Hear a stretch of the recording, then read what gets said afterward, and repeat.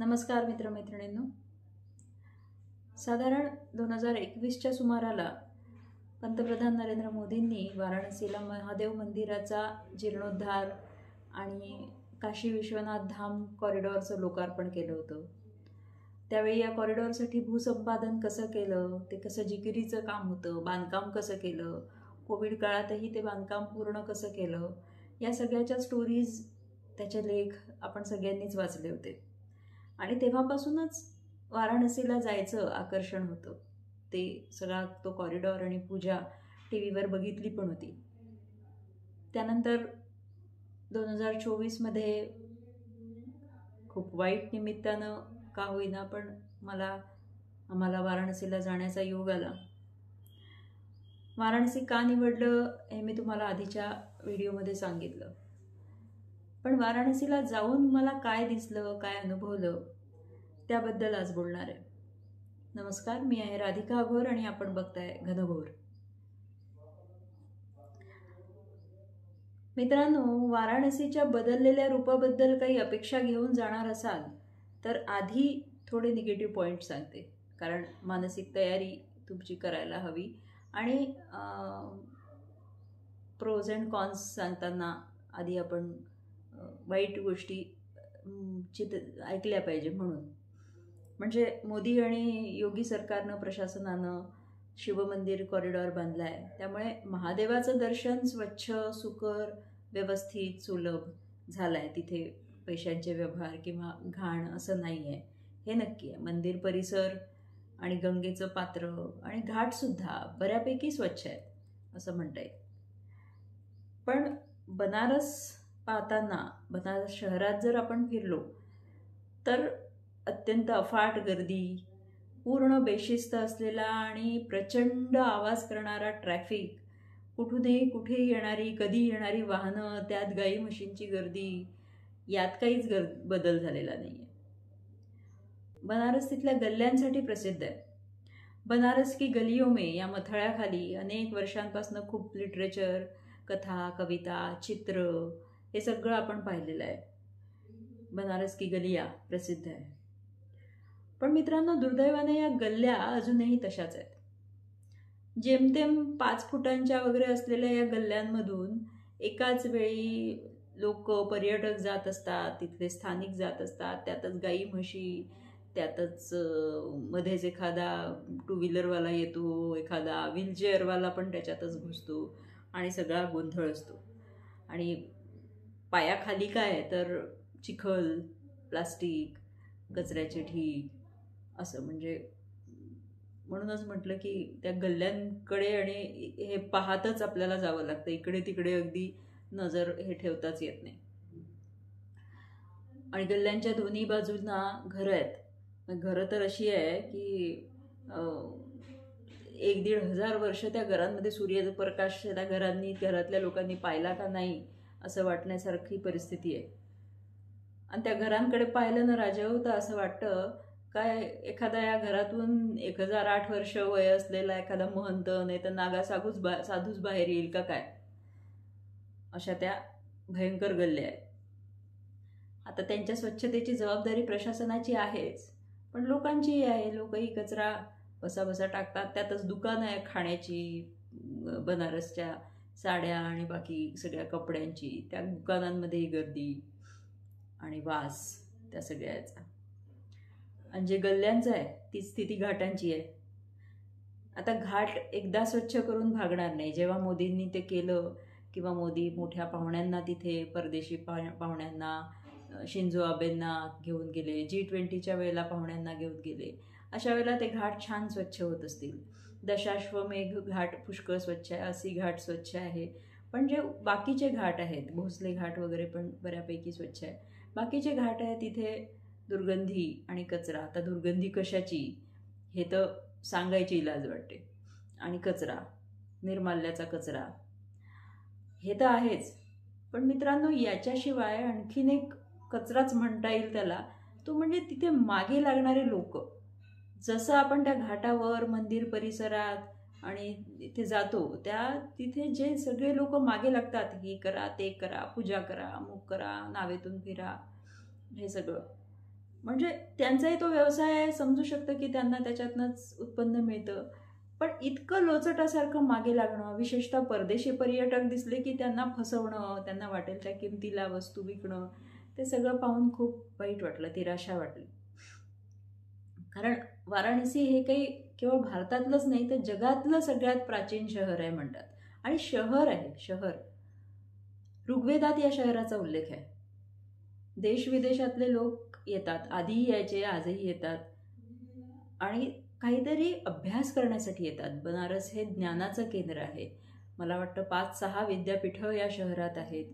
इतकी वर्ष. आणि केवळ हिंदू धर्मच नाही, बौद्ध धर्माचं, जैन पीठांचं, संगीताचं, सगळ्या गोष्टींचं ज्ञानाचं केंद्र, अभ्यासाचं, अध्ययनाचं केंद्र बनारस आहे. मग ज्ञानाचं केंद्र असलेलं बनारस असं अस्वच्छ असणं, तिथे असा बाजार मांडणं, हे सगळं खूप वाईट आहे. हे सगळं खूप, आपण ते ज्ञान शिकलोच नाही असं समज करून देणार आहे.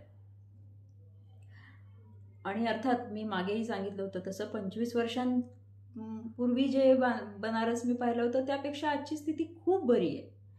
मोदी किंवा योगी सरकार, प्रशासन यांनी ही जबाबदारी घेतली आहे, त्यांनी घेतली पाहिजेच, त्याच्यात काही हे नाही आहे. पण पब्लिक म्हणून आपली काही जबाबदारी आहे का नाही? देशविदेशातून येणाऱ्या पर्यटकांना, भाविकांना, हिंदू धर्माचा अभ्यास करण्यासाठी येणाऱ्या सगळ्यांना असं हे केओटिक अस्वच्छ शहर दाखवणं योग्य आहे का? नाही आहे मित्रांनो. याची लाज वाटली पाहिजे आपल्याला. ज्या गोष्टींचं कौतुक करण्याची गरज नाही त्याचं कौतुक करायला नको, त्याची लाजच वाटली पाहिजे. आणि इतकं सांगून आवाहन करूनही पब्लिक ऐकत नसतील तर हे आपले मतदार आहे हे विसरून सरळ मार्शल्स लावले पाहिजे तिथे, असं माझं तरी स्पष्ट मत आहे. कारण ह्याच पंतप्रधानांनी, आपल्या मोदींनी सुरुवातीपासून, अगदी पंतप्रधान होण्याच्या आधीपासून स्वच्छतेला खूप महत्त्व दिलं आहे. 2013च्या त्यांच्या प्रचारामध्ये त्यांचा नारा होता की पहिले शौचालय फिर मंदिर, आणि त्यांनी ते केलंही. त्यांनी देशभरात आधी स्वच्छता अभियान सुरू केलं, शौचालयं बांधली, सगळं हे केलं. आणि मग जर तुम्ही मोदींना मानता, तुम्हाला असं वाटतं, तर मग त्यांच्या या गोष्टीचा तर मान राखा. ती त्यांची कॉन्स्टिट्युएन्सी आहे, त्याचा तर मान राखा. पण लोक नाही ऐकत. आपल्या देशातले लोक, जर तुम्हाला काउबेल्ट हा आपला शिक्का पुसायचा असेल तर निदान आपण शहाणे आहोत, समजूतदार आहो हे दाखवा. हे लोकांनी, तिथल्या स्थानिकांनी आणि तिथे जाणाऱ्या सगळ्या याच्यातल्या, म्हणजे श्रीमंत गरीब, कचरा टाकण्यामध्ये कोणीच मागे नाही. सगळ्यांनी हे समजूत घ्यायची गरज आहे. म्हणजे आत्तापर्यंत कोणत्याही पंतप्रधानांनी केलं नसेल एवढं, एकत्र सगळ्यांनी मिळून केलं नसेल एवढं मोदींनी स्वच्छतेसाठी केलेलं आहे. निदान त्यांच्या ह्याचं तर, आपल्याला जर मोदी आवडत असतील तर त्याचा तर सन्मान ठेवला पाहिजे, त्यांच्या प्रयत्नांना साथ द्यायला हवी. पण जोपर्यंत आपली मानसिकता आणि आपल्या सवयी, पटकन कचरा रस्त्यावर टाकायचा, कारण रस्त्यावर कचरा दिसतो त्याच्यात आपला एक कचरा, आणखीन काय भर खायचं, तिथेच कचरा टाकायचा, या सवयी जोपर्यंत बदलत नाही, फुलांचं तिथेच निर्माल्य टाकायचं, तोपर्यंत स्वच्छता येणं अशक्य आहे. आणि आपल्याला त्या स्वच्छतेची अस्वच्छतेची घृणा वाटली पाहिजे, तसं तिथे होत नाही. त्याची सवय झाली आहे लोकांना. ते जास्त मला दुर्दैवी वाटलं, ते जास्त वाईट वाटलं. आम्ही तिथे होतो तेव्हाच मोदींची, म्हणजे संध्याकाळी गंगा आरतीमध्ये बसलो होतो, त्याच वेळेला बातमी आली की भाजपाची पहिली यादी जाहीर झाली आहे आणि अर्थातच मोदींची वाराणसीमधून तिसऱ्यांदा उमेदवारी जाहीर झाली. मोदी तिसऱ्यांदा वाराणसीचे खासदार होणार हे तर नक्की आहे, त्याच्यात काही वाद नाही, त्याच्यात काही हे नाही आहे. पण म्हणूनच पुन्हा पंतप्रधान आणि पुन्हा खासदार म्हणून त्यांची दुहेरी जबाबदारी राहणार आहे. मंदिर पाहिलं, कॉरिडॉर पाहिला, कॉरिडॉरमधनं छान फेरफटका मारतो त्यावेळेला त्या कॉरिडॉरच्या मधोमध, म्हणजे याआधी जेव्हा मी गेली होती तेव्हा एका बाजूला मंदिर आणि एका बाजूला मध्ये भिंत आणि एका बाजूला मशीद अशी स्थिती होती. पण आता ती मशीद अशी मधोमध आलेली आहे, ज्ञानवापी मशीद, आणि ती खरोखर अगली दिसते, नाही बघवत ती एकदम एवढी मोठी मशीद. तिच्या खालचं मंदिराचं स्ट्रक्चर तेही स्पष्ट दिसतं. सगळीकडनं कुंपण लावलं आहे पण तरी मस्जिद दिसतेच एकदम ठळक. त्याच्या खाली शृंगारगौरीची पूजा सुरू झाली आहे तळघरात, तिथे पण जाता येतं. तिथपर्यंत नाही, पण बाहेरून ते बघता येतं, पूजा नमस्कार करता येतो, ती पण आम्ही बघितली.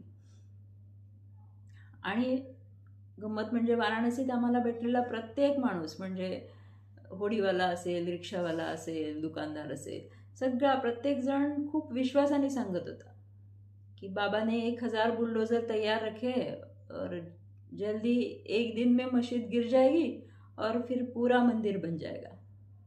बनना तो चाहिए, आपल्याला पण तेच पाहिजे आहे, मंदिर तर हवंच आहे आणि न्यायालयाचा निकालही सकारात्मक लागेल अशी खात्री आहे आणि मंदिर मिळेलही. मंदिर मिळेल आणि आपण ते पुन्हा छान नव्याने बांधू, मोदी बांधतील. पण त्यासोबतच जे आहे आपल्याकडे ते सांभाळणं, ते जतन करणं आणि ते अभिमानाने जतन करणं, हे पण आपलं काम आहे. आपला धर्म सन्माननीय राहील हे बघणं आपलं काम आहे. आपल्याकडे लोकांनी केविलवाणेपणाने बघू नये पडदे. आता कारण जगभरात जी भारताची इमेज झालेली आहे, त्याच्यानंतर कदाचित परदेशी पर्यटकांची, वंदे भारतनी येणाऱ्या परदेशी पर्यटकांची दृष्टी बदललेली असेल, पण त्यांना पुन्हा तेच जर दाखवणार असू आपण, तर ते वाईट आहे. कारण तलवार किंवा बायबल किंवा काही कुठलंही पुस्तक न वापरता हिंदू धर्माकडे आज लोक आकर्षित होत आहेत. त्याची गरज आपल्याला पडत नाही आहे. अयोध्येच्या वेळेचा एक किस्सा मला आठवतो की जेव्हा अयोध्येच्या वेळेला देशभर हा आंदोलनाचा, मंदिराचा फीवर होता, मंदिर पाहून सगळीकडे भक्तिमय वातावरण होतं, तेव्हा सांगलीजवळच्या तासगावजवळच्या एका गावातल्या कन्व्हर्टेड ख्रिश्चन फॅमिलीनी स्वतःहून हिंदू धर्मात येण्याची, घरवापसी करण्याची इच्छा प्रकट केली होती. ही खूप मोठी अचीवमेंट आहे आणि आपण ती सांभाळली पाहिजे, त्याचं मोल आपण जाणलं पाहिजे. आपला धर्म सन्माननीय राहील ही आपली जबाबदारी आहे राजे हो. इथं ना अकेला मोदी काही करू शकत, ना अकेला देवेंद्र काही करू शकत, कोणीच नाही. ही आपली जबाबदारी आहे, याची जाणीव असली पाहिजे. आपण सगळ्यांनी काल परवा महाशिवरात्र साजरी केली, मोठं हे केलं. कशी करतो आपण? खूप गोंधळ, लाऊडस्पीकर, गाणी, हे फोटो सेशन, मंदिरात जाणं आणि सद्गुरूंचे कोट्स आणि फोटो आणि अमुक तमुक हे सगळं स्टेटसला ठेवणं, फेसबुकवर लिहिणं, फिलिंग रिलिजियस, फिलिंग एक्झॉटिक वगैरे वगैरे, आणि मग ते उपास कसा केला वगैरे वगैरे. धर्म असा एक्झॉटिक नसतो. केवळ एक्झॉटिक असणं, ते केवळ फ्लॅशी असणं, फॅशनेबल असणं, हे धर्माचं इतकं मर्यादित स्वरूप नाही आहे. धर्म ही रोज आचरणात आणण्याची गोष्ट आहे, ही खूप मोठी जबाबदारी आहे. आणि आपण स्वच्छ राहणे हा सुद्धा आपला तेवढाच धर्म आहे. आणि हे हिंदू धर्म शिकवतो, कारण हिंदू धर्म हा आचार पद्धती शिकवणारा धर्म आहे. तो आचरणात आणण्याचा धर्म आहे. तो देवळापुरता बंदिस्त नाही. त्याच्यामुळे आपल्या आचरणात तो दिसला पाहिजे. हे खूप प्रकर्षानं मला जाणवलं. ते एक्झॉटिका नाही, ती जबाबदारी आहे, असं माझं तरी मत आहे. तुम्हाला काय वाटतं नक्की कळवा. आत्ता इथेच थांबते, पुन्हा भेटेन. नमस्कार.